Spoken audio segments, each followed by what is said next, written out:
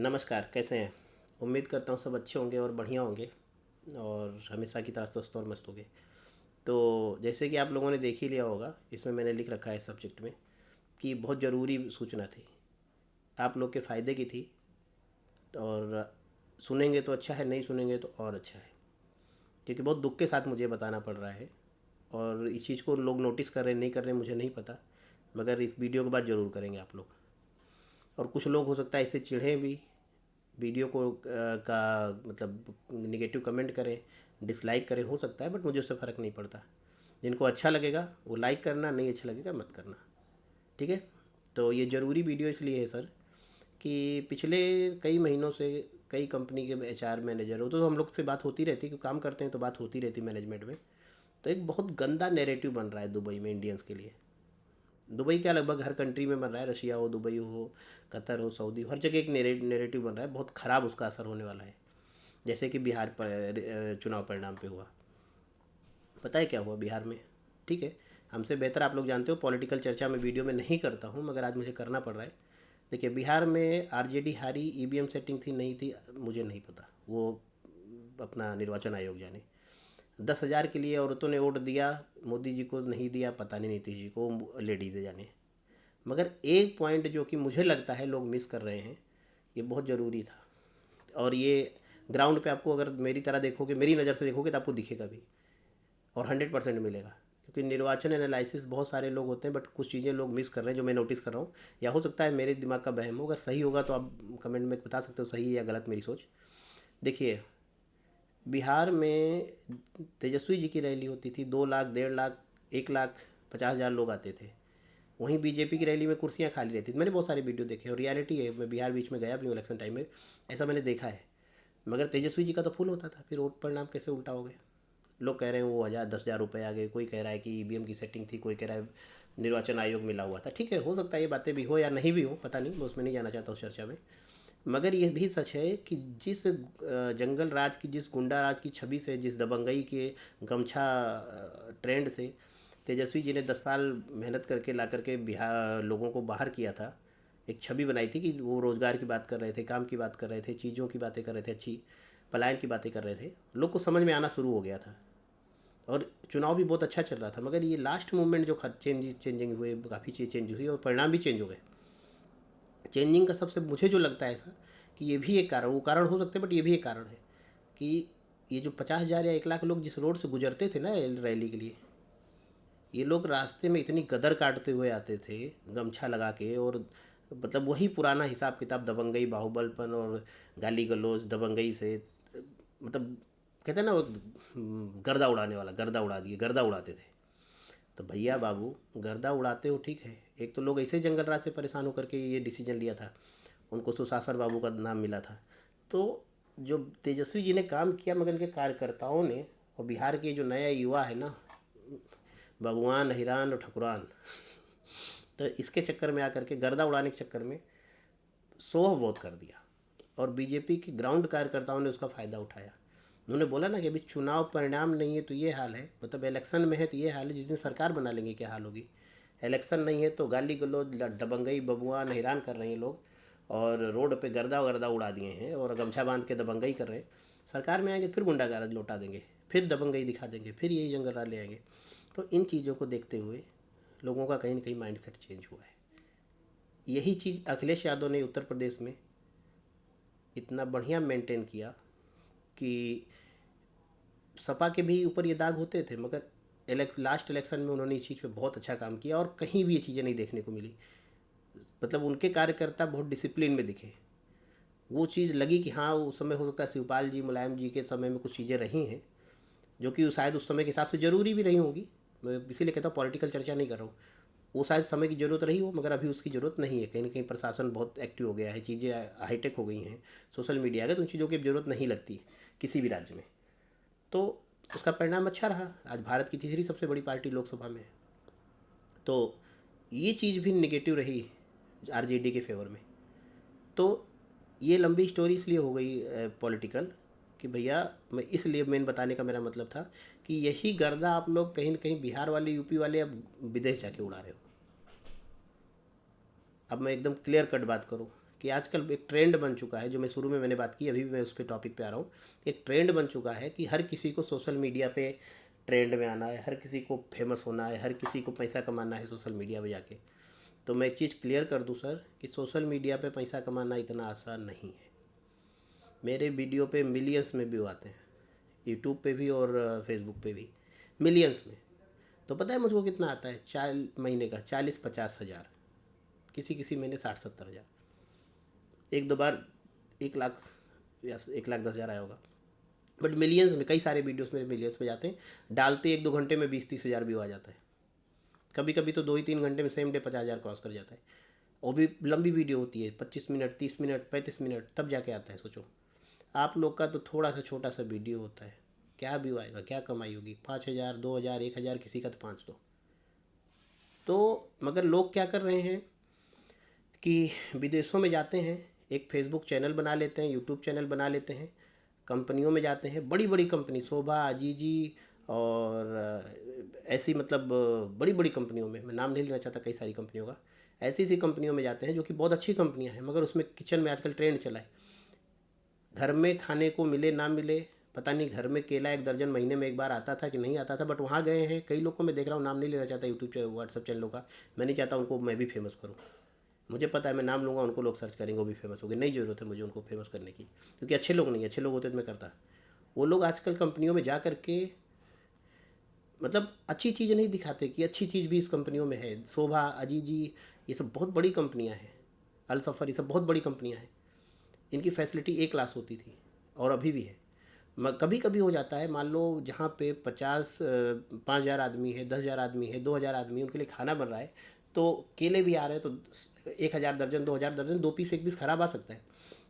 वो तो केला लेके वीडियो बना रहे हैं, ये देखिए ये ऐसा हुआ, ये केला ख़राब है, काला केला है, ये केला, अरे भाई दूसरा ले लो ना जाके, या एक दिन केला नहीं खाओगे तो मर जाओगे।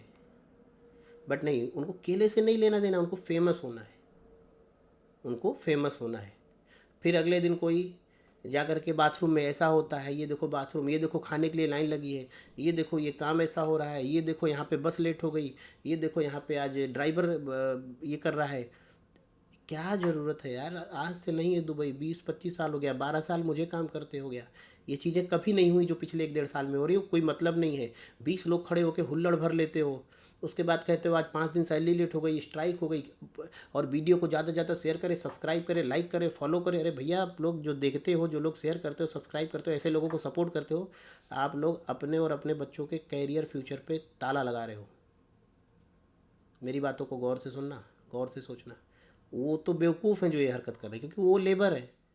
आपने कभी किसी इंजीनियर को ये करते देखा किसी कंपनी में? किसी फोरमैन को देखा? किसी बड़े अधिकारी को देखा? नहीं देखोगे, क्योंकि उनको पता है, वो पढ़े लिखे हैं, उनको पता है इसका परिणाम क्या होता है, इसका असर क्या है। उनको वो उनको वो पढ़ लिख कर गए, उनको सैलरी अच्छी मिल रही, और उनको ये भी पता है कि ये करने से जो मेरा महीने का मैं 50,000 70,000 कमा रहा हूँ, मैं टर्मिनेट हो जाऊँगा, और मेरे दे हो सकता है कल को अति होते होते, जैसे पाकिस्तान को बैन कर दिया गया है दुबई में, बांग्लादेश को बैन कर दिया गया, वो भी तो हुड़दंग काटते थे, गलत काम करते थे, तभी तो बैन हुए ना। आज पाकिस्तान बांग्लादेश को वीज़ा नहीं मिलता, मिलता है? नहीं मिलता। जैन जी प्रोटेस्ट हुआ, उस प्रोटेस्ट के तहत नेपाल को दुबई ने बैन कर दिया। नहीं चाहिए भाई दुबई में नेपाली। मगर अब आप लोग सेम उसी रास्ते पे हो। नेपाल, सॉरी नेपाल तो चलो ठीक है, एक क्रांति थी, समझ में आता है। बांग्लादेश और पाकिस्तान वालों ने यही किया, कंपनियों के नाक में दम कर दिया, परेशान करते करते ब्लॉक हो गए। आज तरसते हैं वीज़ा को, 2-2 लाख 3-3 लाख देने को तैयार है कि मुझे दुबई का वीज़ा मिल जाए, खड्डा खोदने का मिल जाए।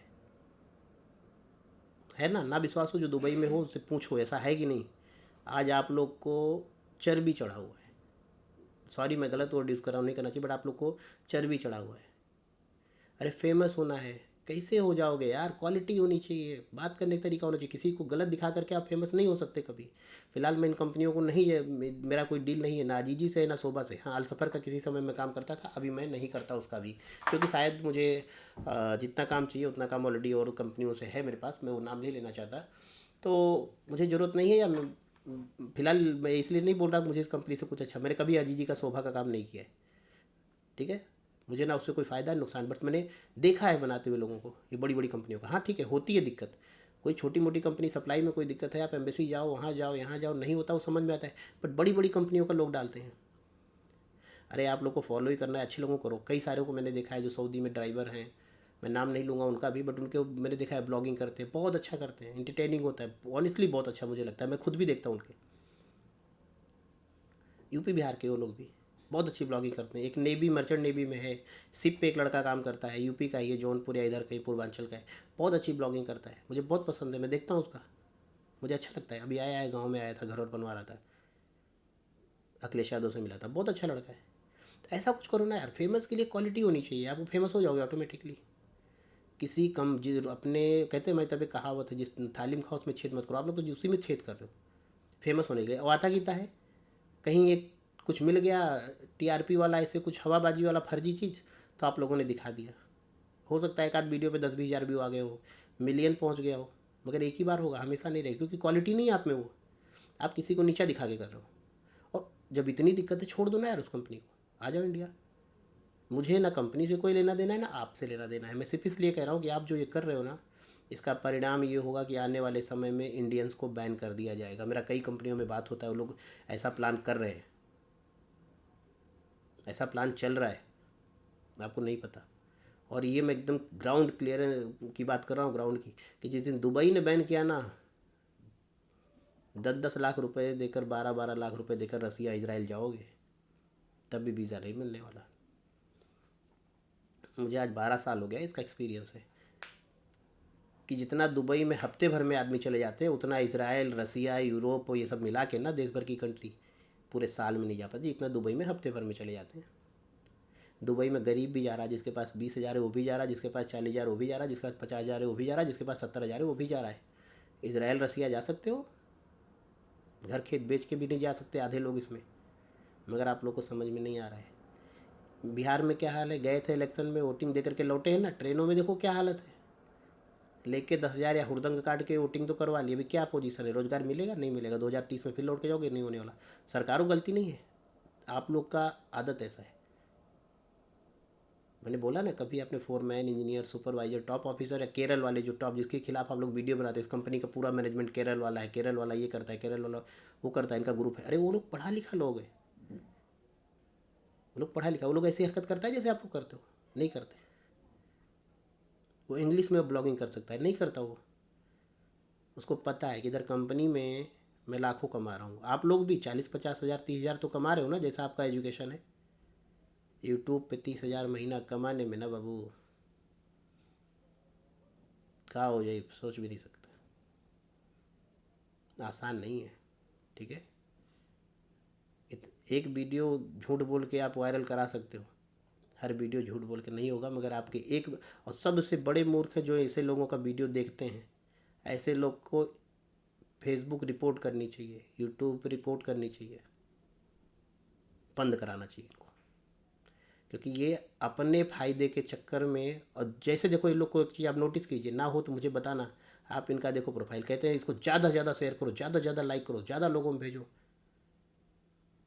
क्यों भेजो, क्यों भेजो? तुम्हारी मूर्खता को हाईलाइट करने के लिए। मैंने पिछली बार देखा, वो वीडियो किसी कंपनी का था, मुझे उस कंपनी के बारे में पता है, मैं नाम नहीं ले सकता यूट्यूब पे, लेना ठीक नहीं है। उसमें एक लड़का जो वहाँ पे त्यौहार के दिन काम कर रहा था, गिर गया था, उसके हाथ में चोट लग गई थी, वो लड़का अबू धाबी हॉस्पिटल में भर्ती हुआ, और उसको जब एम्बुलेंस लेने आई थी तो वहाँ पे लोग इकट्ठा हो गए थे, क्योंकि छुट्टी का दिन था, लगभग हो रहे होंगे 1000-1200 लड़के।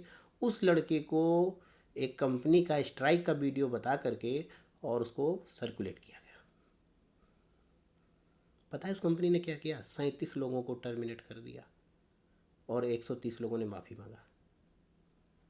ऐसे ऐसे न जाने कितनी कंप्लेन से भरा पड़ा है लेबर ऑफिस दुबई का। सर बहुत बड़ा प्लान चल रहा है, बैन हो जाओगे, मत करो ये सब। और जिस दिन दुबई ने बैन कर दिया ना गल्फ़ ने, बर्बाद हो जाओगे। आप जो यूरोप यूरोप बोलते हो, मैं रिक्रूटमेंट करता हूँ, 40% भी वीज़ा रेशियो नहीं है मार्केट में यूरोप का, 40 का 4%, 10% भी नहीं है। आप अपने गांव में आसपास देखो, कहीं भी क्षेत्र में देखो, कितने यूरोप वाले हैं, नहीं मिलेंगे। जो मिलेंगे दुबई, सऊदी, कतर, कुवैत ही मिलेंगे। उसके बाद कुछ मिलेंगे, अभी मिलने लगे होंगे रसिया और इसराइल, वो भी ना के बराबर। आपको लगता है इजराइल रसिया और यूरोप से घर चलने वाला है? भूखे मर जाओगे आप लोग। इंडिया में रोज़गार नहीं है, पंचर लगाना पड़ेगा, शायद वो भी सबको नहीं मिला, क्योंकि ज़्यादा दुकान हो जाएगी तो पंचर भी उतने नहीं होते गाड़ियों में, आजकल रोड अच्छी हो गई है। तो हमारे पुरखों ने सिखाया है, जिस थाली में खाओ उसमें छेद मत करो, नहीं तो पलट के थाली सिर में लगती है। तो मत करो यार फालतू वाले काम। बहुत बड़ा प्लान चल रहा है इन चीज़ों को लेकर के, और हो सकता है अगर नहीं सुधरोगे तो बैन होगे। तो ये वीडियो मैं इसलिए नहीं कहता मुझे फेमस होना है, मैं ऑलरेडी फेम आप लोगों ने कर ही रखा है, मुझे पता है डलते डलते लाखों में आएगा व्यू। मुझे कोई बेवकूफ़ी नहीं। अगर आपको लगता है मेरी बात में लॉजिक है तो अपने दोस्तों में शेयर करके रखो, उनको समझाओ, क्योंकि आपके जो बच्चे बड़े हो रहे हैं, हम लोग भी उसी पे काम कर रहे हैं। आने वाले समय में हम बच्चों को स्किल करेंगे और बड़ी बड़ी कंपनियों में डालेंगे, और आने वाले जो नई नई कंट्रियाँ खुलेंगी, तुर्की, इजराइल, रशिया, या जो भी कंट्री से भारत सरकार का टाई अप होगा कि यहाँ भेजना है, उन कंट्री में भेज के अच्छा पैसा कमाएं। और अभी इंडिया के लिए सारी कंट्रियाँ हाथ फैला खड़ी हैं कि आइए, हमारा रेपुटेशन अच्छा है। और दुनिया बैन हुई, इंडिया कभी नहीं बैन हुई। मगर ये जो आई है ना नई छपरी पीढ़ी, ये छपरी पीढ़ी बैन होगी।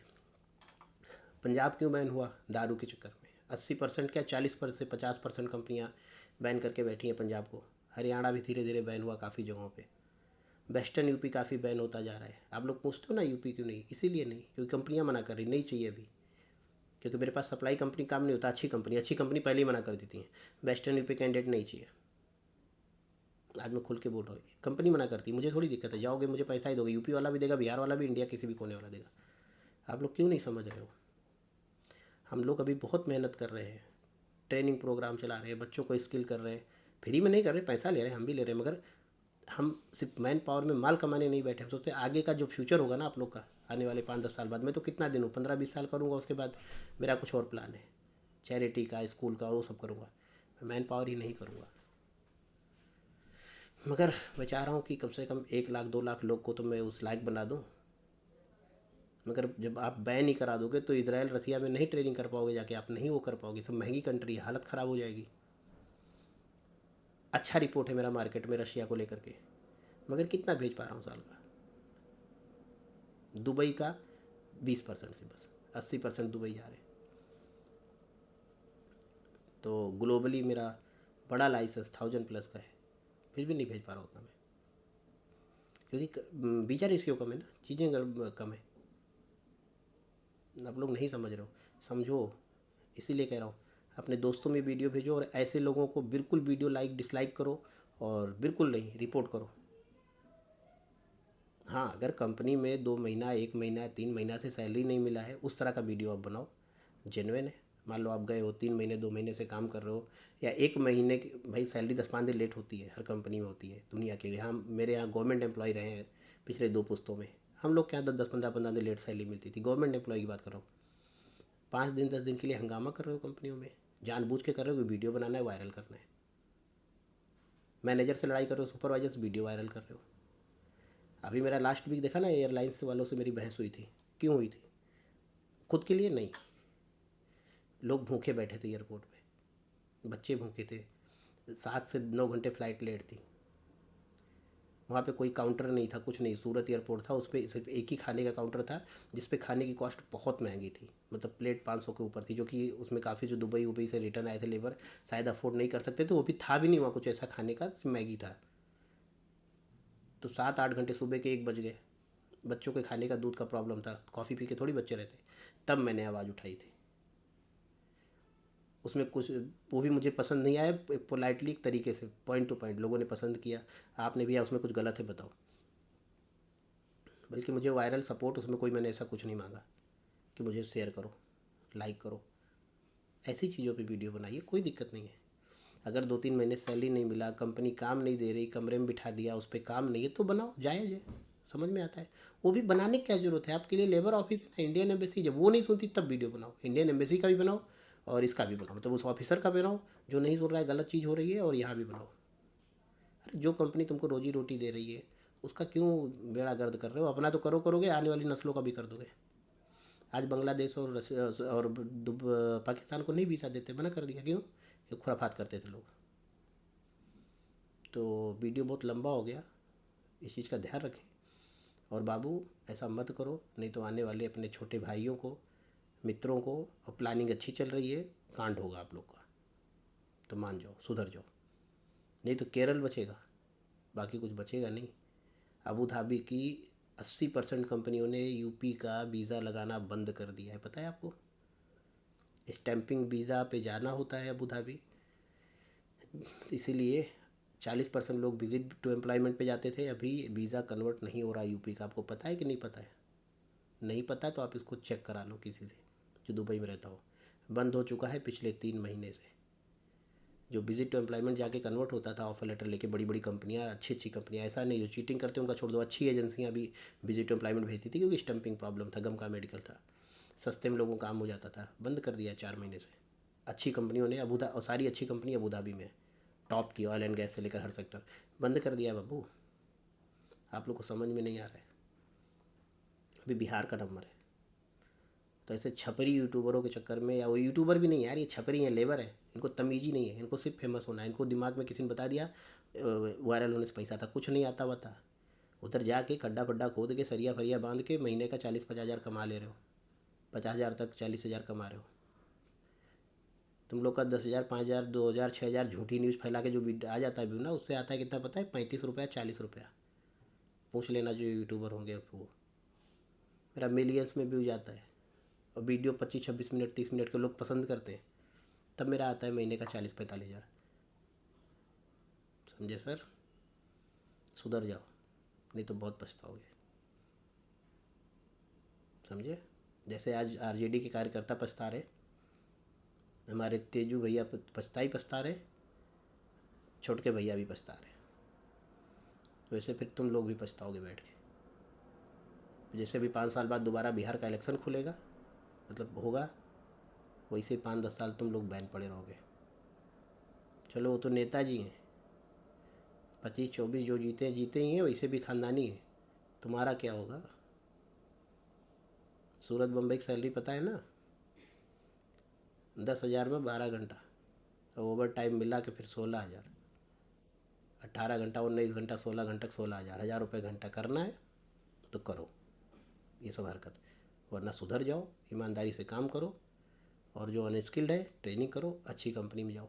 ठीक है? मेरी बात अच्छी लगी हो तो कमेंट में अपनी राय ज़रूर देना। शेयर करना होगा तो मूर्ख दोस्तों को शेयर कर देना कि भाई तेरी मूर्खता के ऊपर एक वीडियो बनाया है किसी ने, देख ले, तू भी मत करनी तो हम लोग का फ्यूचर ख़राब करेगा। नहीं मन करेगा तो मत करना। धन्यवाद, थैंक यू।